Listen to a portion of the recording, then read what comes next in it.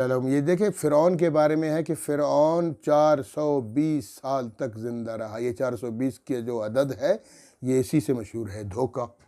420 دھوکے باز کو کہتے ہیں نا، تو اس نے بھی 420 سال تک لوگوں کو دھوکہ دیتا رہا کہ میں خدا ہوں، انا ربکم الاعلیٰ، صرف خدا نہیں ہوں، سب سے بڑا خدا ہوں، دھوکہ دیتا رہا، آخر کار مر گیا۔ وہ روایت میں ہے کہ اس 420 سال کی پوری زندگی میں بیماری تو دور کی بات ہے، تکلیف تو دور کی بات ہے، اس کے سر میں درد تک نہیں ہوا۔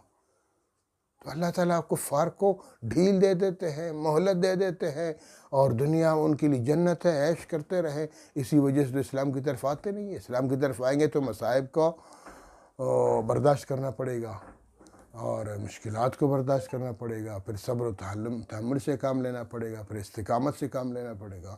اس لیے یہ دین، یہ جو دنیا دار بھی، کچھ لوگ دنیا دار کہتے ہو چھوڑو اس کو، غریب ہے، ختم ہے، ذلیل، ایسے ذلیل سمجھتے ہیں۔ لا حول ولا قوت۔ یاد رکھو، جس کو اللہ نے دولت دی ہے، یہ دولت اس کے لیے آزمائش ہے۔ جس کو اللہ نے اولاد دی ہے بہت ساری، یہ اولاد اس کے لیے آزمائش ہے۔ انما اموالکم و اولادکم فتنہ، تمہارا مال اور تمہاری اولاد یہ آزمائش ہے تمہارے لیے۔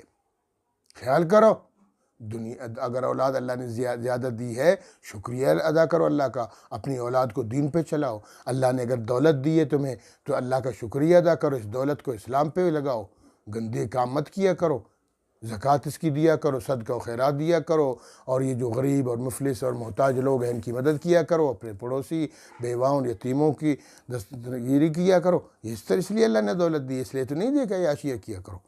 تو اور پھر اس طرح غریبوں کو حقارت کی نظر سے دیکھو نہ۔ اگر جس کا نظریہ یہی ہے کہ میں دولت مند ہوں تو بڑی چیز ہوں، اور غریب ہے تو ختم ہے، لعنت ہو ایسی دولت پر اور ایسے نظریہ پر، اور قیامت کے دن پھر اس کا حساب کتاب ہوگا، اس سے جہنم کا ایندھن بن جائے گا۔ غرور کرتا ہے، کچھ ٹکے آ گئے جیب میں، غرور کر رہا ہے۔ نہیں ایسا نہیں۔